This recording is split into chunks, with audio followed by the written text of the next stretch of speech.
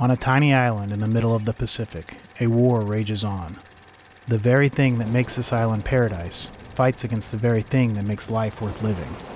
The air gathers salt and moisture from the ocean and brings them both as ammunition to the battle against all things conductive.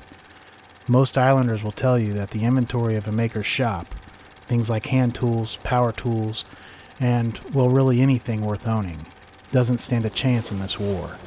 These things, it seems, are temporary in this environment.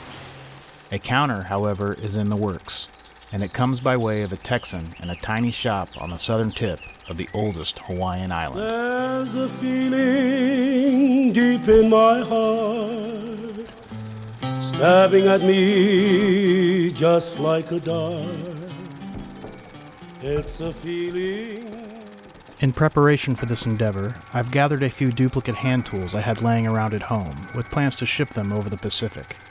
Before I do so, however, I thought I would attempt a method to both store the tools as well as protect them from the elements. It starts with a Milwaukee packout. I chose these not out of any kind of brand loyalty, but because they featured a burly rubber seal and are available in a number of different sizes and configurations. My first consideration was a socket and wrench set in both metric and SAE. I started with an 84-24 pack-out toolbox. I then used my CNC to cut shadow foam that fit tightly within the case and around both my socket set and my wrenches. Once done, I had an airtight pack-out that should work pretty well for storage on the island, and, once loaded with a silica dry pack, just might help me win the war against rust. Next up was a set of 1/4-inch driver bits, as well as some drill bits. For these, I chose to use 2 of the compact pack-out organizers. I quickly tossed the original organization bins and 3D printed my own to house the driver bits.